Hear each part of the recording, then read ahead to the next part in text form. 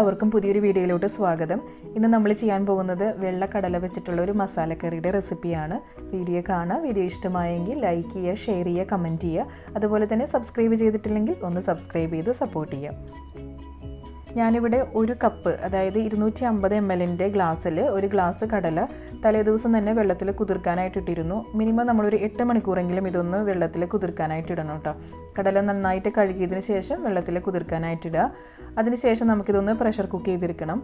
ഞാനിപ്പോൾ ഇതിലോട്ട് 1.5 ഗ്ലാസ് വെള്ളമാണ് ചേർത്ത് കൊടുക്കുന്നത്. അതായത് കടല ഒന്ന് മുങ്ങി നിൽക്കുന്ന രീതിയിൽ മാത്രമേ ഒഴിച്ചു കൊടുക്കുന്നുള്ളൂ.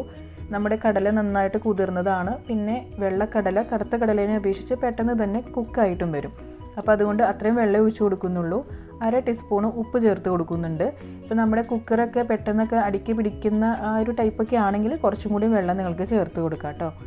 ഇനി നമുക്കിത് അടച്ചു വെച്ചിട്ട് പ്രഷർ കുക്ക് ചെയ്തെടുക്കാം. കടലയൊക്കെ ഒന്ന് വെന്ത് വരട്ടെ. ആ ഒരു സമയം കൊണ്ട് നമുക്ക് ഒരു മസാല തയ്യാറാക്കി എടുക്കണം. അതിനായിട്ട് ഒരു പാൻ ചൂടാക്കിയിട്ട് അതിലോട്ട് 1/2 കപ്പ് തേങ്ങ ചേർത്ത് കൊടുക്കുക. എന്നിട്ട് ചെറു തീയിൽ വെച്ചിട്ട് നമുക്ക് ഈ തേങ്ങേനെ ഒരു ഗോൾഡൻ ബ്രൗൺ കളർ ആകുന്നത് വരെ ഒന്ന് മൊരിച്ചെടുക്കാം.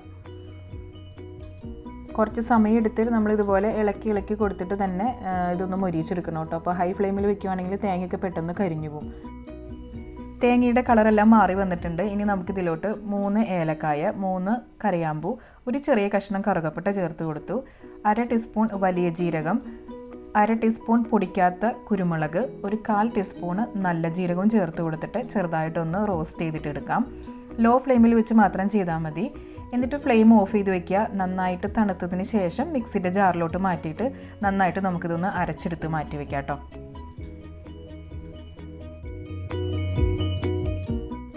കടലയൊക്കെ വെന്ത് വന്നിട്ടുണ്ട്. ഞാനിപ്പോൾ ഇവിടെ 5 വിസിലാണ് മീഡിയം ഫ്ലെയിമിൽ വെച്ചത്. എന്നിട്ട് അതിൻ്റെ ഗ്യാസ് എല്ലാം പോയതിന് ശേഷം നമുക്ക് തുറന്ന് നോക്കാം. കടലയൊക്കെ കറക്റ്റായിട്ട് വെന്ത് വന്നിട്ടുണ്ട്. ഇനി നമുക്ക് മസാല തയ്യാറാക്കിയെടുക്കാം. അതിനായിട്ട് ചൂടായ പാനിലോട്ട് വെളിച്ചെണ്ണ 3 ടേബിൾ ടീസ്പൂൺ ഒഴിച്ചു കൊടുത്തു. പിന്നെ നമ്മൾ ചെറുതായിട്ട് അരിഞ്ഞു വെച്ചിട്ടുള്ള ഒരു സവോളയാണ് കേട്ടോ ഞാനിവിടെ എടുത്തിരിക്കുന്നത്. ഇനി ഇതൊരു ലൈറ്റ് ഗോൾഡൻ ബ്രൗൺ കളർ ആവുന്നത് വരെ വഴറ്റി കൊടുക്കാം. അതിലോട്ട് ഉപ്പ് ചേർത്ത് കൊടുക്കുന്നുണ്ട്.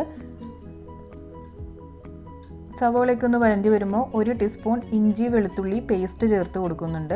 പിന്നെ 2 പച്ചമുളകും കൂടി ചേർത്ത് കൊടുക്കുന്നുണ്ട് കേട്ടോ. ഈ സമയത്ത് കറിവേപ്പിലയും കൂടി നമുക്ക് ചേർത്ത് കൊടുക്കാവുന്നതാണ്. ഇനി നമുക്കിതിലോട്ട് മഞ്ഞൾപ്പൊടി ചേർത്ത് കൊടുക്കാം. ഒരു 1/2 ടീസ്പൂൺ, ചെറിയ ടീസ്പൂണിലാണ്.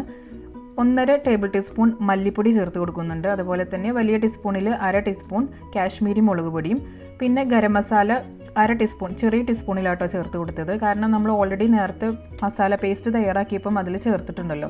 അപ്പോൾ ഒരുപാട് നമ്മൾ ചേർത്ത് കൊടുത്തു കഴിഞ്ഞിട്ടുണ്ടെങ്കിൽ വല്ലാത്തൊരു ഗരം മസാലയുടെ കുത്തായിരിക്കും. അപ്പോൾ അതുകൊണ്ട് അത്രയും കൊടുത്താൽ മതി. ഇനി നമ്മളിതിലോട്ട് തക്കാളി ചേർത്ത് കൊടുത്തു. എന്നിട്ട് ജസ്റ്റ് ഒന്ന് വഴറ്റി കൊടുക്കുക. അതിനുശേഷം നമ്മൾ നേരത്തെ തയ്യാറാക്കി വെച്ചിരിക്കുന്ന മസാല പേസ്റ്റ് ഇതിലോട്ട് ചേർത്ത് കൊടുക്കണം.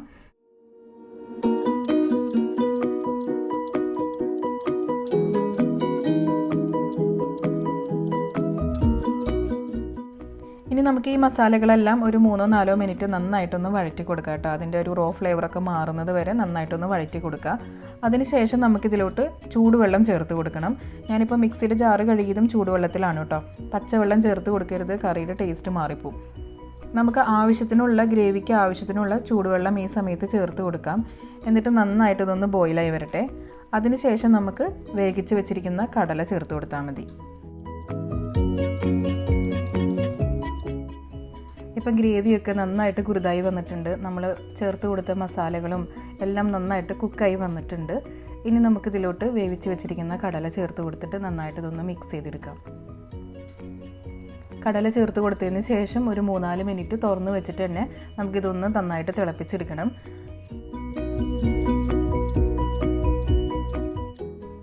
ഗ്രേവിയുടെ കൺസിസ്റ്റൻസിയൊക്കെ നമ്മുടെ ഇഷ്ടത്തിനാണ് കേട്ടോ. നമുക്ക് ഗ്രേവി കൂടുതൽ ടൈപ്പാണ് വേണ്ടതെന്ന് വെച്ചാൽ അതുപോലെ ചെയ്താൽ മതി. ഞാനിപ്പോൾ ചെറുതായിട്ടൊന്ന് കുറുകിയ ടൈപ്പാണ് കേട്ടോ എടുത്തിരിക്കുന്നത്. ഇനി നമ്മൾ ലാസ്റ്റ് ഇതിലോട്ട് ബട്ടർ ചേർത്ത് കൊടുക്കുക. അതുപോലെ തന്നെ കുറച്ച് മല്ലിയിലയും കൂടി ചേർത്ത് കൊടുത്തു കഴിഞ്ഞിട്ടുണ്ടെങ്കിൽ നമ്മുടെ മസാലക്കറി റെഡി ആയിട്ടുണ്ട്.